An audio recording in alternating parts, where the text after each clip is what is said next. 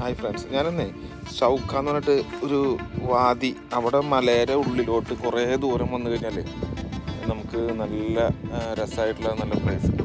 ഇവിടെ നല്ല ഭംഗിയുള്ള പ്ലേസ്, നല്ല തണുത്ത കാറ്റും നല്ല അറ്റ്മോസ്ഫിയറും ഉള്ളൊരു സ്ഥലമാണ് ഇത് കേട്ടോ. നമുക്കൊന്ന് പരിചയപ്പെടുത്തരാം.